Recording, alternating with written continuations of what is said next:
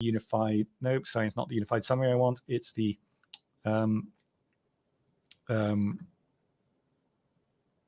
report. So the report gives me a full breakdown that allows me to go into that particular section cell and see the highlighted, actually exactly what changed in that cell was the italicization, and there's details on the cell options that were added and removed. So everything is available to that diff in a really nice interface. It does three-way diffs, and there is a mechanism for being able to merge diffs or copy diffs over from objects as well. So everything's programmatic as well as being an interface. And yeah, already I found that useful, where I went and took our document quality assurance person's edits and wrote them up, not realizing that they'd actually changed the document, and a quick diff and merge, and I managed to copy over our quality team's edits into my talk notebook, that along with the edits I'd made since then. So very useful stuff for being able to manage document contents. Jamie also mentioned the unified app. At this point, this is about our investment in infrastructure and being able to help us to build variants on products more easily. But in the short term, this will give you the, particularly if you're a site admin, the ability to have a single download, even if you've got multiple different Wolfram products like Notebook Edition or Wolfram Alpha Notebook Edition or Mathematica or Wolfram One. They're all now the same actual downloadable, and they configure themselves on installation to the product that you want. Okay, the next thing that's quite upfront for a lot of people is our work with generative AI. Before I show you the new features, I want to just kind of take a step back and say, what is our attitude to generative AI? And really, this is my kind of view on what we're trying to do, which is we're not a generative AI company. We're not really in the business of trying to make new LLMs. We see that as just another kind of computation. So we've got this 35-odd-year history of building out computation, symbolic AI, and we want to bring out the ability to use the generative AI world and the symbolic AI world together in order to get the best of hybrid solutions. And part of that is also thinking about how humans interact with that. So we're trying to focus on this middle ground that is the best of all of these things. So you won't see in the near future us coming out with completely new models. We're going to leave that to the likes of OpenAI and Anthropic and the like to work on. But it's a useful bit of computation. So let's look at what we've been doing. Because we're not trying to do LLMs themselves, we're trying to be back-end LLM agnostic. So just like when I solve a differential equation, I've got a dozen algorithms to choose from, we want that to be the attitude to large language models. So all of our commands have been things like LLM synthesize, not ChatGPT synthesize. And we've massively broadened now the range of built-in LLMs that you can choose from. This is the current list that's built in. We also have some code that's not in product for Azure private OpenAI as a backend model. And each of these have dozens of models to choose from, some of them. So you can switch between them. You can do a parallel computation where you ask all of them to answer the question and combine the results. You could ask one LLM to mock or critique the response of another. You could just switch backends after you've written some code because some great new model comes out. We're trying to make it so that's a last-minute detail to say, oh, actually, I wrote this code for OpenAI, but I hear the new model from Google Gemini is even better. Let's see if my code works better, and you don't have to rewrite the code. It's a common interface to all of these different LLMs. Now, partly to make it easier to use one of the uses of LLMs. So in our world, you can use them for words, but you can also use them to synthesize Wolfram language code to help you write code using our chat notebook. And to make that easier to understand the relative benefits, we are maintaining now, I think it's a weekly update on the latest models and their performance on Wolfram language code. So you can see, as of today at least, the winner for getting the correct functionality for Wolfram language code is Meta. So we have a big benchmark, and in half the cases, it can write absolutely correct, ready to run Wolfram language code. And in 99.7% of cases, it can write syntactically correct code, but it hallucinates a command that we don't have. which is still already useful because sometimes it's easy to correct, or you can say there's no such thing as that command and it rethinks. But out of the box, it's getting about half the time it can meet our coding challenges totally synthetically. And this even covers things like local LLM models like Falcon LLM, which does very poorly in code, but is still useful sometimes for other tasks.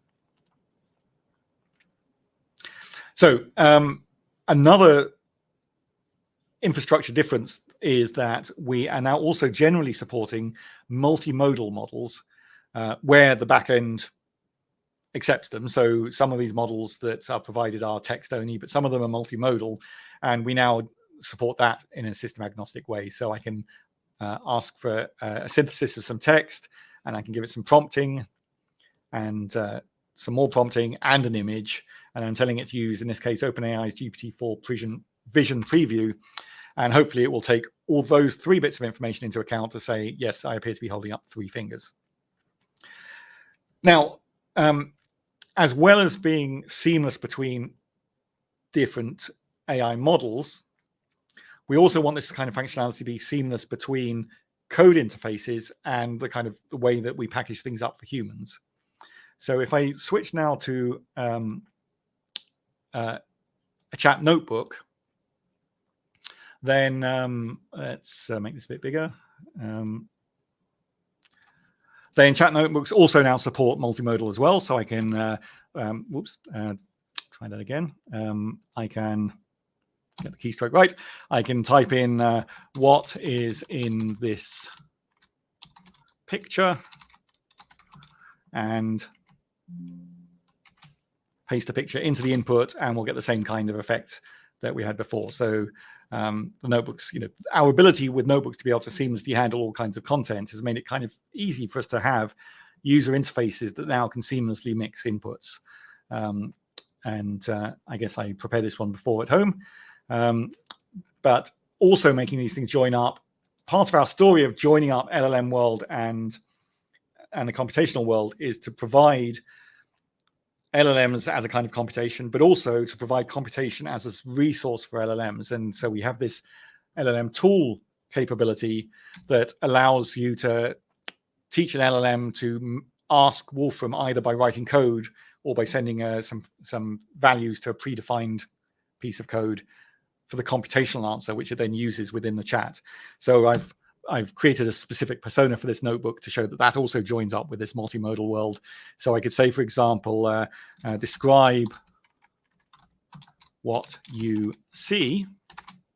Oh, I misspelled describe, but I hope it'll figure it out. And in this particular persona, I've taught it that it's allowed to use the camera. So it's now going to my webcam and it's grabbing a picture of me right now, which just looking at what I'm seeing on the other camera, looks like that's a perfectly good description. A person sitting in front of a bookshelf wearing glasses, in a striped shirt. So that's used the actual query from the camera and what it actually did, which was to go to the tool and query it with current view, and came back with an image from the camera, which are then used in the multimodal LLM to be able to answer the question. Now, the next thing that we've got is we're trying to also extend the paradigms by which you interact with controlling LLMs. So for those of you who don't know, there's basically 2 ways to make the LLMs do what you want. One is with what's called RAG, Retrieval Augmented Generation. That's tools. So that's the kind of thing I just showed you, where I gave it the tool of being able to look at the web camera. And anything we can do in the Wolfram language can be a tool. And the other way you can control them is through prompt engineering. You tell it things in words. You say, you are a chatbot, don't swear, talk about our product, but don't talk about competitors. I know, whatever the things you are, to describe a scenario. And we've now added some paradigms for dynamic prompt engineering. So we're trying to have a language that if you want to chain together LLM requests, control them, make them do certain things, feed that into user interfaces, all of that joins up. And this is a step in that. So I've got a very toy example here, which I'll explain, which is I've got a prompt generator that is going to be the prompt engineering for my persona. But instead of saying that up front as some static prompts to say, be friendly and nice, answer questions succinctly, and so on, I've said instead I'm going to compute those prompts. And here I'm just going to give it a single prompt, answer using only blah words. where blah is computed at the moment that it needs to talk to me. And I'm going to compute it by counting the number of messages, the length of the messages of the current chat, and divided by 2 and rounding. So this will become answer using only 1 word. And the next time I talk to it, it'll, let's say, answer using only 2 words. So I've created a chat persona that will answer in longer and longer answers each time I talk to it. Not a very useful persona, but the simplest thing I can think of where you can see it actually in action. So now if I set that chat conversation up with our representation of a symbolic chat, and now I can say, what is a cat? And we will get an answer when the OpenAI, which is my chosen backend, answers. And you'll see here that it's answered in 1 word, but if I continue the conversation, I'm just going to ask the same question again. The conversation, what is a cat? Feline. What is a cat? Domesticated feline. If I ask the question again, it's gone on to a 3-word answer. So without having to massage the chat object each time, we're running some code that updates the prompting to tell the LLM how to behave. So why is this useful? Well, if you can imagine, instead of this sort of 3-token program that I wrote here, you had something that, let's say we got a student conversation teaching English, and as we're talking, we're getting scoring on the quality of the English that the person's using, and we're getting a lookup from the database to see what else do we know about this person, and maybe we're looking in the database to see those scores changing. We could be dynamically prompting it to up the complexity of the language or simplify the language to match the conversation it's having based on computed values, like, have you answered the question? Have you used a future and past tense verb? Can we trigger the conversation to test those things by constantly dynamically scoring what's going on and adjusting how the LLM behaves, rather than having to say all of that as an upfront definition. So it's a powerful paradigm wrapped up in basically 1 command in the Wolfram language. Right, let's move away from AI down a level below. AI, of course, is all basically machine learning in the background, and we provide a lot of tools for allowing people to do their own machine learning type tasks, build their own models. And one common paradigm, which actually comes up a lot with providing knowledge to LLMs as well, is vector databases. I'm going to do this slightly backwards because I think it's easier to understand if we look at semantic search, which is built on top of vector databases. And we have basically a very simple mechanism for building indexes that are semantic. So here I've got a database of facts about animals. And I'm just going to quickly build a semantic index, search index for those facts. And so you can see single command here. We've built an index. I can deploy this in the cloud if I wanted to share the index with you. I could obviously I'd wrap it behind some user interface or some code, but this basically represents a vector database of the semantic meaning vectors of the words, and it goes nicely with this command semantic search that says, for a given index, I'm interested in canines. Give me just 1 response from the database. So even though the word canines doesn't appear in my database, the semantic nature of it knows that dogs are the nearest word to canines, and so this is the search result that it's come back with. And this is a scalable thing for very large quantities of these vectors. A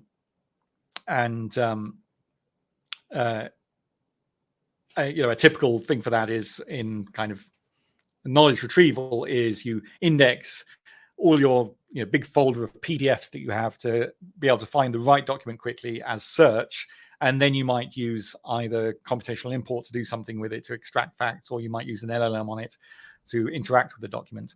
And that automatically works over things like notebooks. So if I'm not going to run this code now, it takes a little while to run. I ran this over all of the notebooks, all of the files of type notebook in my personal writing database. You can see here that I've got, actually, I'm not sure that I have installed this correctly on this machine, since I wrote this on my own machine.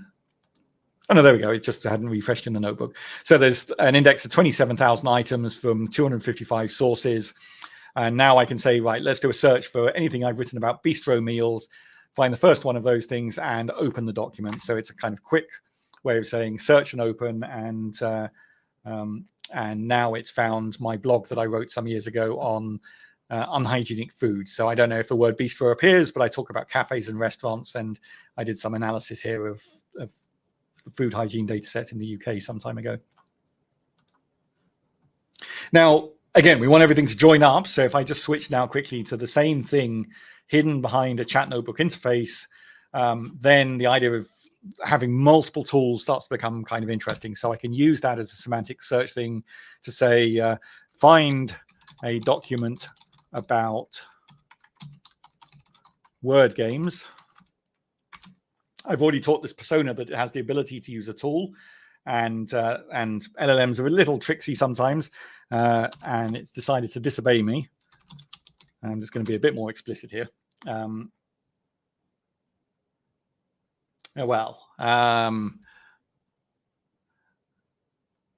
I actually? I may have installed the wrong tool here.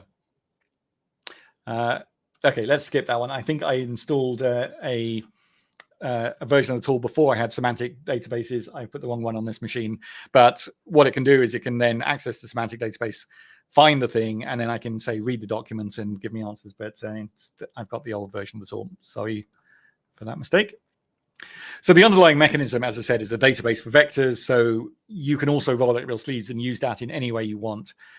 So here's me doing the same kind of thing, but for images, but taking control of all of the steps. So I've got some images, and I'm going to go to the Wolfram neural net repository and fetch a model that is trained on image recognition, but I've done a net drop to say I only want the last layer that has actually some vectors in it, and put those vectors into a database. So it's the same kind of thing, but I've got here now 6 vectors that represent the features of those images. And then I can repeat the process by saying, find the matches that have similar semantic vectors to this image, and we find the images it considers the closest match.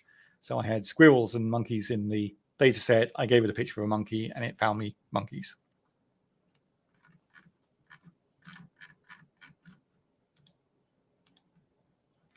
Right, on to some other things. We've had things like classify and predict, and net train for doing machine learning models yourself. We've had for quite a while support for GPUs, but only support for CUDA up to now. And in this release, we're adding Core ML and Direct ML support. So CUDA is the proprietary language for interacting with NVIDIA GPUs. They are the biggest company in the world for doing GPUs, but they're not the only ones. And in particular, this particular timing here, I ran on my own personal Mac. We've not had Mac support for GPU before, but I think it's Core ML is the Mac technology that we can use. So now we're getting GPU acceleration on the Mac. And this is just using one of our repository models, net model. Takes what is that, a 30th of a second to identify that as a tiger, but it's about 10 times faster if I add target device goes to GPU and run that using the GPU hardware, not the CPU hardware. And there's been improvements to things like NetChain and NetGraph to try and make that something that can generally be benefited from in both training and execution. Not strictly machine learning, but I kind of think it's fundamentally the same thing.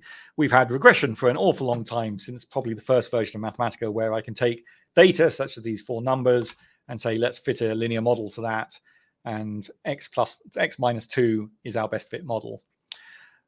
We're always trying to make the system join up better. So for a while, we've had uncertainty, error bounds that are a representation of a number with a uncertainty interval on it. And now we've added that support for that in the last few versions. So since about version 12, we've been making sure all of the functions like mod and sine all do sensible things with intervals and uncertainty. We're now adding that to higher level functions. So now when I do the same data, the numbers are all the same, 0.8, 0.2, but the errors are different. So I've added more uncertainty on this final number. Maybe the experiment that I got it from was a less reliable piece of equipment or something, and fit to that same numbers but different uncertainty. It now takes into account the uncertainty in the values to give me a different fit. And if we look at that visually, you can see what's going on here. The blue line is the old fit that we had, which does its best to get as close as it can to all 4 numbers.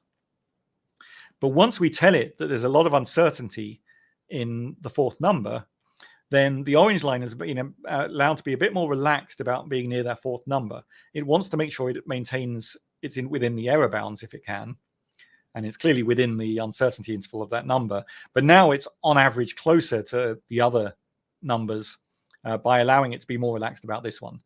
And we also have the same if you have uncertainty on the input, on the independent variable. So we can have both independent and dependent variables having uncertainty and mixed levels of uncertainty, and have it compute the correct weighting for the points to generate the most appropriate plot. Yet again, we've got some improvements both in performance and coverage of ONNX support, which is the main neural network interchange. Now, a bit more maths here. I decided there's a bunch of things that could broadly be put under calculus, but there's some fairly different things going on here. The first one is very much a physics, electrical engineering kind of world video. So we might want to look at the next frame, but include it in something that is being worked on as we move through the image. So image frame fold is the way of doing that. And what I'm doing here is stripping the background from the image and folding that image on top with image composition on top of what we got so far. And the conclusion of that then is this thing that allows me to make a video that is everything you've seen so far in the video up to the point. Another paradigm is video so reap, an analog for those of you who are Wolfram language users already of the so reap commands. And the idea here is that very often you're only interested in bits of a video. So I captured this bit of video of me sternly looking at the computer, occasionally smiling. So at some point, hopefully I will smile. And what we're only interested in is the happy moments of the video. So, a classic example of this would be trail cams. You're interested in analyzing creatures in a woodland and you want to leave a camera out for a week. You don't want to look at 7 days of video. You want to capture the bits when a bear went past the camera, and you want to say, give me a video of all the moments that the bear was on camera.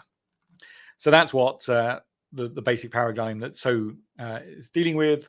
I'm mapping over the video a function that says, if the facial expression is happiness, then sow the video, otherwise move on. And then we'll collect together all the sown bits of video to make a video at the end. And we end up with a video that is just a composite of the smiling bits. I think I smiled twice in that video. And it's thrown the rest away. Another convenience is visualization for quick look at videos. So there's video summary plots that lets me take some piece of video and give me a grab of a bunch of the frames and the audio track in a single image. And like most of our visualizations, there are choices of styles. So I can see the frames not stacked but flat, so we can see them, or I can do some pre-processing and styling. So there's all kinds of ways you can use that, but it's just a quick glance function of a video. Now this one is really, it's one of those things that's minor and you won't notice once you start using it, but I think it's crucial to the usability of the Wolfram language that things just work. And is a lot of the value that you're not having to constantly convert data types from one to another.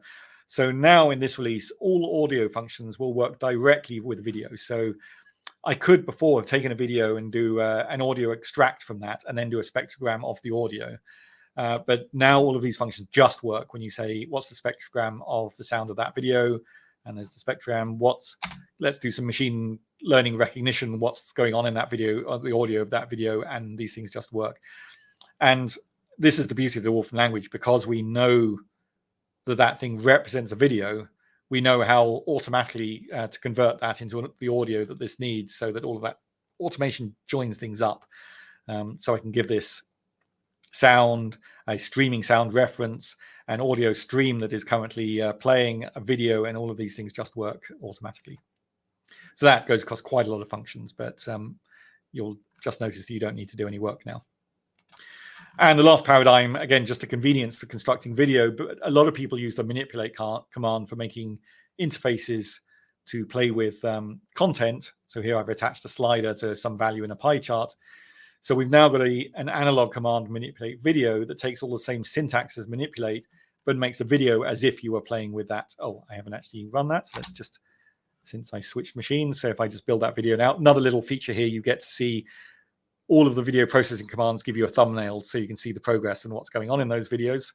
And now we've got a video that I've constructed that does the same thing as playing with the manipulate. And there's all kinds of controls for how you would move through the slider space if there were sliders, to be able to give the route through, in this case, a color picker. So there's a rich syntax there, but it's basically a way of taking things that you've played with as a manipulate and say, I'd want to make a video to present this without having to recode anything. Right. Next, we're going at quite a pace here. So these are notebook features in a way, but I've classed them as a domain-specific thing, as educational assessment.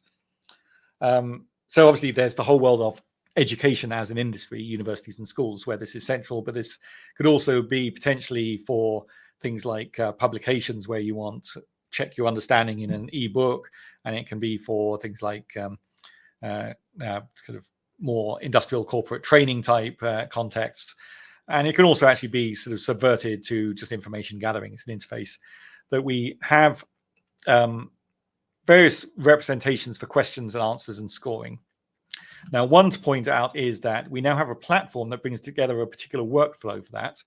I'm not going to talk about that here because it's not core Wolfram language, but we now have a new solution that is on sale that is a platform for you being able to set up banks of assessments, manage which students are supposed to be doing which assessments when, managing manual marking, and letting you view scores. So the whole workflow of joining up assessments in a customizable and adaptable way. I'm just going to focus on some components that are in the core Wolfram language, so all of you Mathematica users will get the following. So the first thing is we are expanding just the graphic user interface of asking questions. And a good example comparison are these three: select, complete, drag completion, and text completion, because they actually take exactly the same arguments and exactly the same question, but they illustrate that sometimes we want different levels of prompting to ask a question. So this is a multi-part question. So we're asking you to fill in the blanks in this question, and we want you to say Shanghai is in what country and London is in what country. So let's fill it in and say France and Spain, and click submit. And it says, no, you've got that wrong. So it's a composite multi-input field question with contextualization of being able to put the input fields in their places to say what goes where and scoring the thing as a whole. But we might want to give more prompting. Maybe that's too hard. We could ask the same question in a way that says, here's 6 candidates.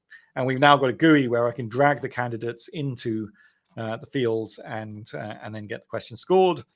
Or I could be even more prompting and say, I'm going to give you separate categories for each thing. So this time it's a pop-up menu, and I have only 3 to choose from: China and England, and click submit, and we get the correct answer. So same question, but different levels of scaffolding to help the student know what they're supposed to do. And of course, we could ask some totally open-ended question and ask them to type input field freeform text. So that's those 3 new interfaces. There's a couple of others that are similar kinds of ideas. There's drag categorize that allows me to put things into categories. So I've got a source zone and a target zone that I could put multiple things into and say, are those all now in the right category? No, they're not. And I could potentially rearrange them if I allow multiple attempts. And if I knew the answer, I could get it right, but I don't. So let's move on. There's click locations, which is an image that is a freeform area, but there are specific target locations. So I can say, in this case, click locate the stoplights, and I can drag the locators onto the 2 stoplights and click submit. And they have a notion of tolerance. How near does this have to be before it's correct? And we have a sorting question type, where I just simply have to put things into order. And as I click and drag these things, we can put them into a different order. It automatically resorts them as I move the thing around. And then, is this in the order of size? No, it's not. And that's on top of, we've got a collection of the standard things like multiple choice and an input field and the like. So we're trying to build out this lexicon of ways to present the question. The separate part of the problem, which was hidden behind the scenes on those, is the scoring side of it. And we've started a journey there to build out assessments that are the more domain specific. So the simplest assessment function, you simply say that 1 is the right answer and 2 is the wrong answer. That's the simplest assessment function. But what I can do is I can also set things up with specific scoring rules, and algebraic value is one of these new ones. So I'm going to compute some solutions to this quadratic equation and set up an assessment function that says, I want the answer to be one of those solutions, but what the same means is according to these algebraic value rules. And this is the assessment function is what's behind the scenes in the, if we go back to one of these, the code behind these questions, then you'll see that there's an assessment function behind the scenes that says what right and wrong answers are, how many points they score if you've got a quiz with with different scoring in it, and so on. So these are the behind the scenes scorings. And the idea of this is that I can give an answer like this, and it says tick, that's a correct answer. But I might have posed the question structured completely differently, that there's an ordering difference, and I didn't write 1, I wrote a half plus a half. But the transformation of adding those two numbers together and reordering so it's b plus 1 instead of 1 plus b, those are allowed transformations. And so there's perhaps 1,000, well, it's an infinite number, but there's perhaps a dozen reasonable answers that a student could give to that will all be marked correct.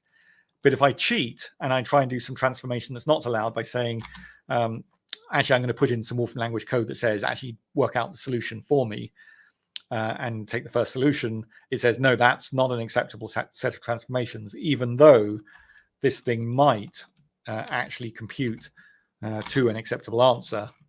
And if I put that answer in, oops, I've don't want the 1, then that would be, if I can get it right, is an acceptable answer. So we're trying to build a whole language of these things where some of these things are very contextual, that at one age in education, the answer might be different than another age. Does the student know about complex numbers? If they're young, the answer is not a solution. If they're older, then the answer is I. And we want to build up, and also those things depend on the educational system, that American standards are different than, say, British GCSE standards. And we want to map out a lot of those and give them named assessment functions. Of course, you can write them yourself. In the end, these named assessment functions translate into some elaborate Wolfram language function that you could craft on your own, but we're trying to build that out for you. Right, let's go to something narrow, and I'll go quickly through because, to be honest, it's a little dull, is dates.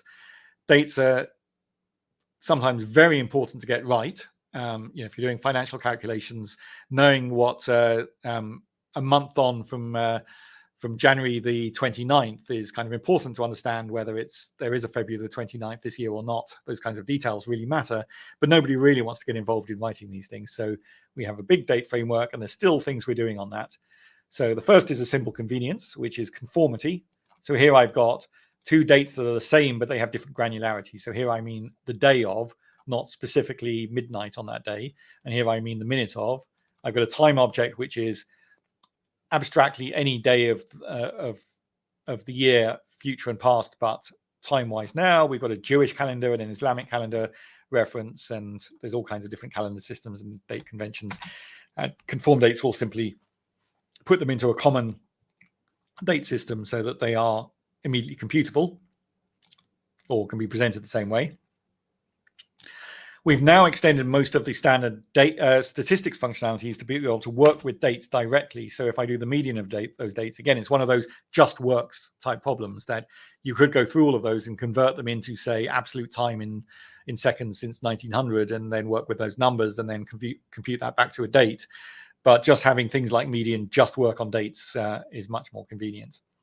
And similarly, we've extended the statistical distribution framework to be able to just work with dates. So we've had things like normal distribution, and indeed 185 odd different distributions are in the system. But now we have a single construct that turns all of those into 185 date distributions. So we can say we've got dates that are normally distributed in days, with the 0 day, the middle day, being this date. That now gives us a symbolic date distribution, and then a lot of the operations you can do with distributions just work. So I can say, let's make a random date from that distribution, or let's make 1,000 random dates and do a date histogram of those distributions. So again, this is a meta distribution that works with distributions like our other meta distributions, like censoring, or largest out of several samples, or copulars, and that combine distributions. They will work with distributions to make new distributions. And this is one function that gives you now a whole world of date-related distributions based on everything that we've built before. And if you're in the sort of computational history or real-world entities, we've extended some of our data, built-in data streams to support dated entities more widely. So most notably things like historical geographic entities. So a concept like the Roman Empire is an entity, an object that we can ask questions of, like when did it start, when did it end? But when we ask things like make a map of the Roman Empire, well, that really depends on which Roman Empire we mean. So now that takes dated as a modifier, and we can say, give me a map of the Roman Empire in the year 100, or compute with things like geographic area of that over time. And so here's the rise and fall of the Roman Empire in land area over a 200-year period from 0 to 200. So little kind of extension for computational history type work.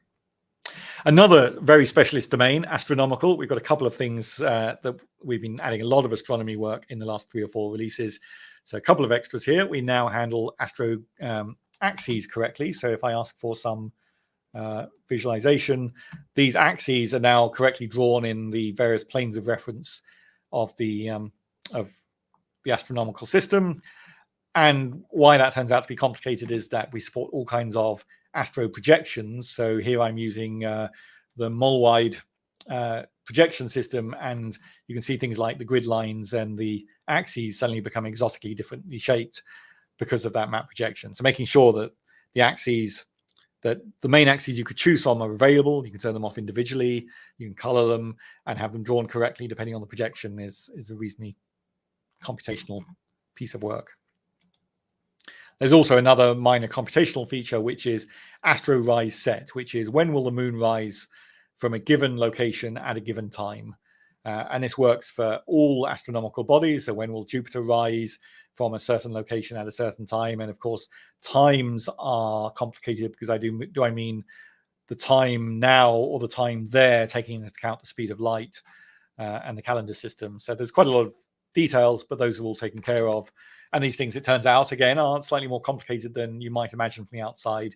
So if I plot this moonrise time from here, even though I'm on a private network, so here is going to think I'm in Champagne. So this is the view from Champagne from now to a year from now, the rise and set times. You can see there's all kinds of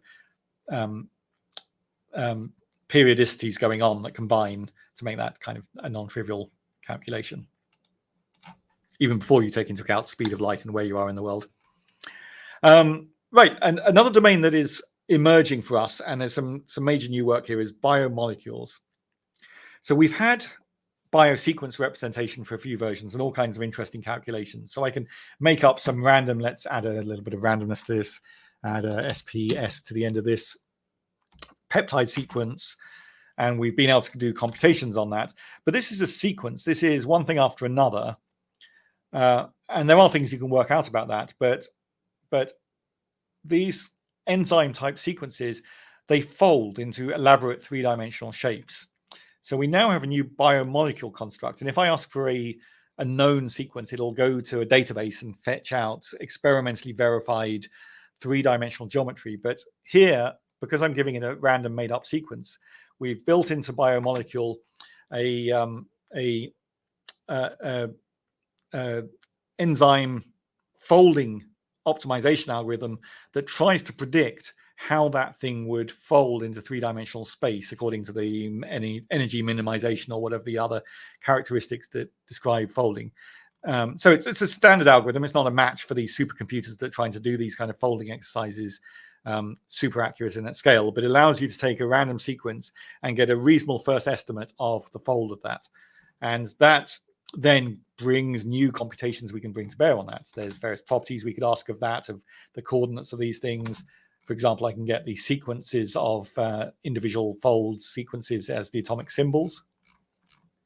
We can visualize the thing. So here's a plot of how that 3D geometry has ended up as it's all kind of folded up into a tangle.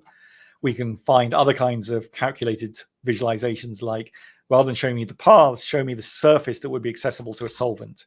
So we're going to get a similar three-dimensional geometry, but now we're getting that accessible surface area, which we can convert into a geometry that we can convert with geometry calculations on that, such as what is the surface area of that and so on.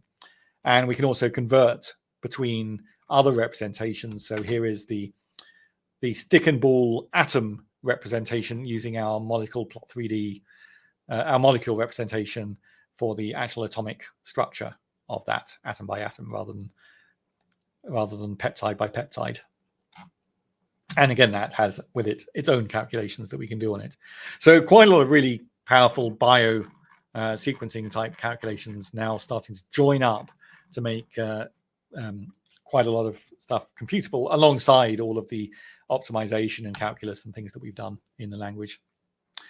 Now, I put this one last because depending on who you are, this is either very core or very specialized. The language pervades the whole system, but you can get by without these bits of the language quite happily. So I've put them as specialist, but they are actually very important to the story of the Wolfram language, that the Wolfram language is an interpreted system, which makes it really good for quick coding and interactive use. It comes as a price computationally in terms of performance. So there are languages like C and Julia and the like that are designed to compile and be fast. And what we want is the benefits of the both. So for a while, we've been building out the compiler that takes Wolfram language interpreted code and makes optimized compiled code that runs as basically machine code on your CPU. So we're trying to make that now less of a specialized thing by giving more tools to make it easier to use. One of those is this compiler information command that now allows you to ask questions like, if I want to use the map command, is that a compilable function? And I guess I haven't loaded the compiler yet here, so the compiler takes a few seconds to load. The compiler information command is very fast, but it's loading all of the compiler libraries for the first time. And here are the different, not just, yes, it's compilable, but the various different patterns and types that it knows how to compile. So we can start figuring out what are the types in the compiler, like what can I give this a real 64 number? Will it know what to do with that? We got information on the compiler types themselves and how they relate to other types. We got information on the built-in data structures and these higher level data structures we provide that are built in the compiler, like hash tables or byte trees and the like. There's information on how those work through the compiler. So it's still somewhat specialized information, but we're trying to make it all less having to read lots of documentation and less trial and error. We've also extended the compiler error generation, and some people think this is an important feature, that the fact that I'm giving it very typed information that the typical Wolfram language doesn't care about allows us to do error detection in a more precise way. And that compiled. That was meant to be an example. Oh, no, sorry, that was an example of something different, which is that, and I'll run this again here, that we now get feedback. And because I've compiled this before, that was a bit too fast. But perhaps you saw while I was talking there that you were getting information on what was going on inside the compiler. So you now get a kind of progress indication as it goes. So it's not just kind of like silence until it finishes. You get some understanding of how far it's got through the process, which commands it's compiled. So just a bit more convenient again to use. This was the example I thought I was doing, which is trying to compile something that will fail. Now, we always got this failure, couldn't find a definition for arg1, but arg1's all over the place. It's here, it's here, it's here, it's here, it's here. This is simple enough. In this case, you could probably see the blue coloring that shows that arg1 there wasn't declared as I've misnamed it in this function, and that's where the failure is. But now we have this source feedback that shows me the exact line of code, the compilation that it was trying to do on that, the stack trace of how we got there. It's called from my2, which was called from a pure function. And if we want to drill into that, we can see how that function was called. But if this was 1,000 lines of code, being able to say the exact point of failure and reason for failure is now really great for debugging. And if we're using typing as a way of writing bulletproof code that's guaranteed to work, then we might be using typing in exactly to find that error and not have the typical Wolfram language compiler operation when things go wrong is to fall back to the interpreted version and try and muddle through. And we've also added some functionality to control that more precisely. So now we can say, if things go wrong in the compilation, don't try and fall back to calling the Wolfram engine and muddling through, fail. And if we want guaranteed correctness, that's a better behavior. If we want things to work more often, then the default action of making a callback to something that is executable in the Wolfram language means your code is likely to run, but it may not be fully compiled, so it's not as fast as it could be. One last topic, and how are we doing for time? We still have a bit of time, so let me talk about external objects. Again, a bit of a specialized thing, but if you are working in multiple language environments, this kind of thing matters. For a long time, we've had the ability to connect to other languages. Recently, we made managed environments of that much easier. So here I can say, I want to start an external session in Python, but I don't want just regular Python. I have some external dependencies. So I've got a library called chess. I want you to go in and download and install that and declare it as an import into my session. And that all just happened automatically. That piece of code should just run when you send it to your system. Even if you don't have Python installed, that will just work. It'll just take longer the first time as it fetches these things. And we can call that session and say, in that session, work out 2 + 2 in Python, and we get the answer back 4. Now, where possible, we kind of want these things to be interchangeable. This 4, we know what 4 means. So Python worked out a Python 4, but we want to be able to make use of this. So this thing comes back as a Wolfram language 4, so I can continue to work with it. That's fine for atomic things like integers, reals, and strings. But if you've built some elaborate object in some library, like this chess library, there's an elaborate object that represents an ongoing game of chess. We don't have much use for bringing that back into the Wolfram language. We could try and convert that into some kind of list of associations and links to callbacks, but it's not really not much use unless we're going to write an emulator for that object within the language, which is defeating the point of using libraries that somebody else has written. So now with the idea of we can evaluate this with one of its native methods, and it's generated that elaborate object.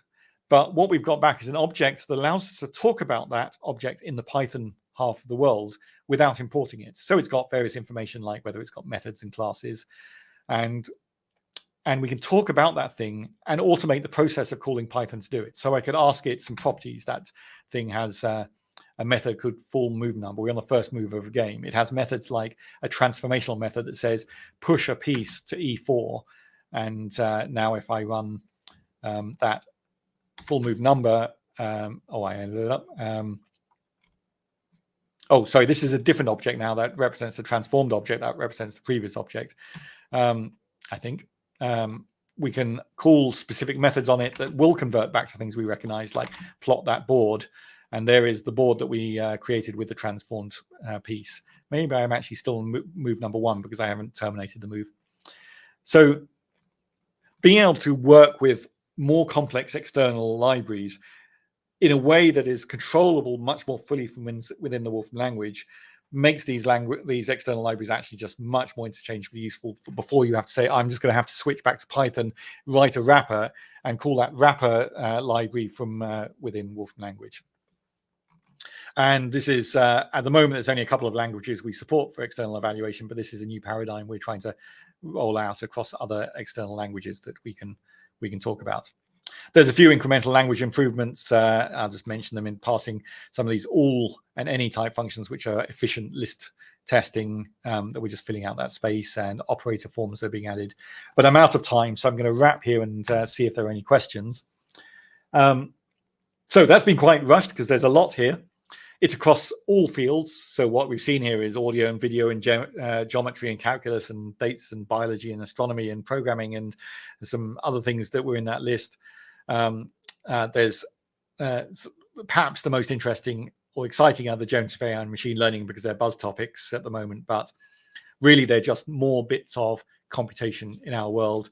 There's a whole bunch of notebook improvements, but particularly in code development and using the notebook as an environment for persona delivery in a kind of interactive chat mode, and the other main mode being as an assessment platform.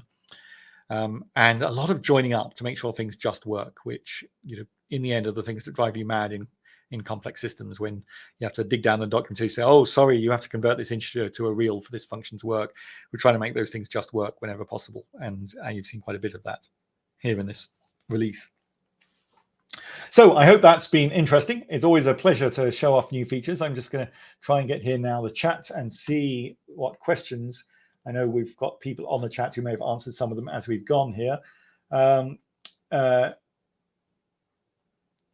does semantic search index capture grammatical relations of a language similar to the embeddings of an ANN?